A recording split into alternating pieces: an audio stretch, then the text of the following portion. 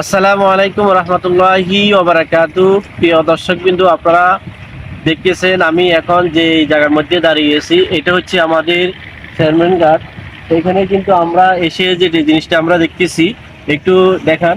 যে জিনিসটা আমরা দেখতেছি, আমাদের যে ফেরির যে কাজ চলতেছে, এই কাজ কিন্তু অনেক এগিয়ে গেছে, আর কয়েকটা দিন পরে কিন্তু চালু হবে ফেরি। এই জন্য আজকে আমরা এসে দেখলাম যে শতভাগ কাজ চলতেছে। অতএব আপনারা সবাই আমাদের জন্য দোয়া করবেন, আমরা যেন যে হাতিয়া এবং বয়সরে মানুষ যে একটা শান্তি, আসলে হাতিয়ার মধ্যে কিন্তু অনেক এরপরে হইলো আপনাদের হাতিয়া। আমাদের এই হাতিয়া থেকে এটা হলো চেয়ারম্যান। এখানে কিন্তু অনেক লক্ষ লক্ষ মানুষ বসবাস করে, নদী ভাঙ্গা মানুষ বসবাস করতেছে, যাতায়াত করতেছে। ঢাকা, চট্টগ্রাম বিভিন্ন জায়গায় পড়াশোনা করে, চাকরি বাকরি করে, কিন্তু যাতায়াতের একমাত্র যে মাধ্যম যে জিনিসটা আছে, বেশিরভাগ মানুষ কিন্তু এখানে কিন্তু এখান দিয়ে পারাপার করে। অতএব এখন যে ফেরিটা হচ্ছে, এই ফেরিটা হওয়ার কারণে আমাদের কিন্তু অনেক সুবিধা হবে।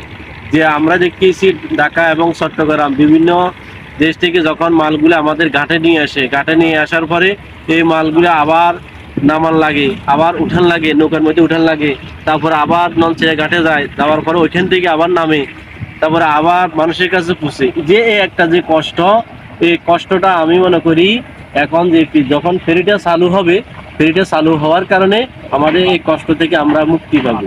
অতএব হাতিয়াবাসীর পক্ষ থেকে আমি একটা মেসেজ দিব যে যারা আমাদের জন্য এই কষ্ট করতেছে, যে আমাদের একটা ফেরি দিতেছে, আমার জীবন আমি কখনো কল্পনা করি নাই যে আমাদের এখানে ফেরি হবে।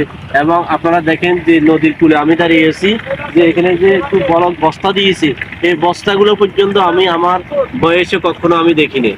অতএব যারা এত কষ্ট এত পরিশ্রম করে মানুষের জন্য কাজ করতেছে, আমাদের সামনে যে নির্বাচন আসতেছে, আপনারা জানেন আমাদের বাংলাদেশের মধ্যে 12ই ফেব্রুয়ারি ভোট।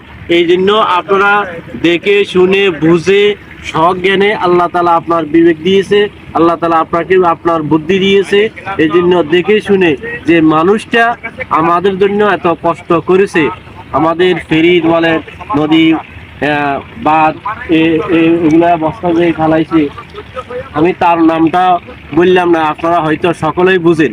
এই জন্য আপনারা এই পরিস্থিতি অবস্থাতে আপনারা তাকে বেশি পরিমাণ ভোট দিয়ে জয়যুক্ত করে হাতিয়া যেন আরো উন্নতশীল করতে পারে, সেই হিসাবে আমি আমার এই সামান্য কথাটুকু আপনাদেরকে বললাম।